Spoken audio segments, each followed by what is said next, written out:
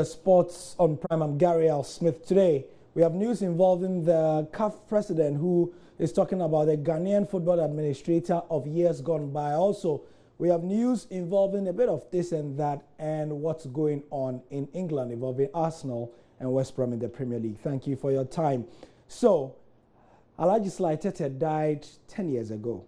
It seems like a long time already. However, his memory was brought to life a couple of days ago at the Tan Palace Hotel here in Accra, where in the presence of the CAF president Ahmad Ahmad and also officials from around the continent, glowing tributes were paid to him. It is big privilege to be part of this occasion meant to honor and remember one of the top icons of football administration in Africa, who was a personal friend of mine too. I will never forget during my first visit in Accra, with some friends, with him, he invited us and give us some privilege to taste the delicious tilapia in Accra. I never forget it.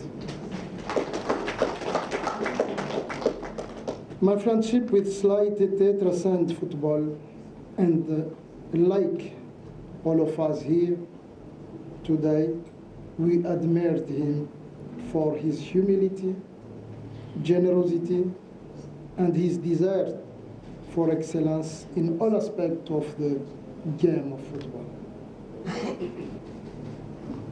As we fraternize, we also share ideas on how we can move African football in the right direction by learning from the experience of the likes of Alhaji Sly Tete. Still in football politics, and a civil action group called Sports Life, who are fast becoming a powerful force, have said that they are going to take their activities towards giving a library to the Ghanaman Soccer Center of Excellence. And the Sports Life group just started as a group on social networking site WhatsApp, but has become one with many administrators, journalists, footballers, and stakeholders in the sports industry. The founder and convener of Sports Life, the action group, is Kojo Bajiman, who is the new chairman of the National Sports Authority.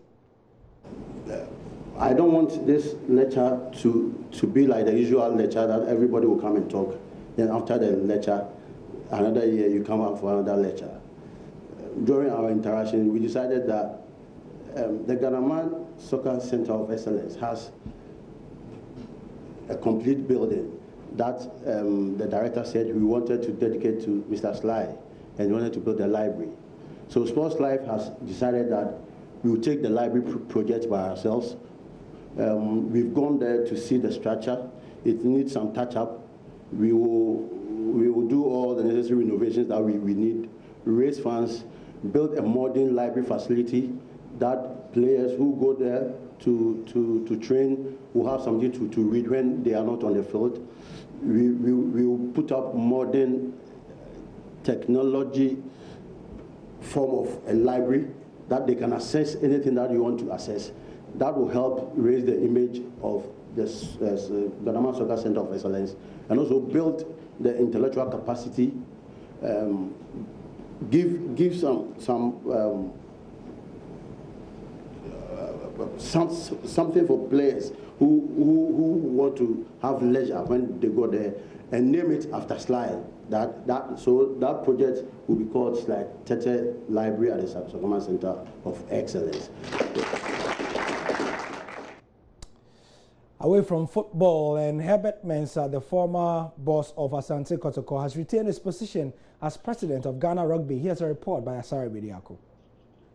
President of the Ghana Rugby Football Union, Herbert Mensah, has retained his position at the association's annual general meeting held in Accra. The former football administrator who went unopposed was also elected board member. The newly elected board subsequently appointed him as chairman. The other nominated board members who were elected include Abdulaziz Issa, Bismarck Kamponsa, James Nunu Mensah, Kobna Nyako, Ryan Malan, and Steve Noy. Other board members include Michael Akunwosen from the Ghana Rugby Union Players Association and women's representative Rafatu Inusa. The election of officers and board members of the Ghana Rugby Football Union was supervised by a board representative of Rugby Afrique, Maslin Jaoui, and Ignacio Selete from the National Sports Authority. Herbert Mensah spoke to the media after his re-election as president of the Ghana Rugby Football Union. You know, for somebody who is a sports fanatic, which I am, you know, I love all sports, and I have come to understand in my 57 years of life that not everybody can play football. Every sport brings something different. We have a problem here in Ghana, and that is that we don't seem to have a national psyche starting from the top that encourages everybody to do something different. We could have the greatest handball team in Ghana, but we don't know it because we haven't given the opportunity. Rugby brings a discipline that no other sports brings. And when I make these statements, I make it from the point of view of having run football in Ghana and having made a difference in football in Ghana. We found, and I think studies have found, that countries that play rugby, especially from a youth, you have a more disciplined youth. And we need more of that. You know, I have shown in the last year or so that we are also doing gutter-to-gutter rugby. You don't need parks. We play on sides of pitches, on roadsides, throwing the ball around, learning skill sets and that kind of thing. And it is a repetition of skill set that brings excellence. So people don't really realize that Beckham, Ronaldo, Messi, they kick the ball for 2, 3, 4, 5 hours every day in order to be able to kick the ball when we watch them on TV in a way and we say. At the annual general meeting of the Ghana Rugby Football Union, a new constitution was adopted. The adoption aims at bringing its governance structures in line with recommendations of the World Rugby Union.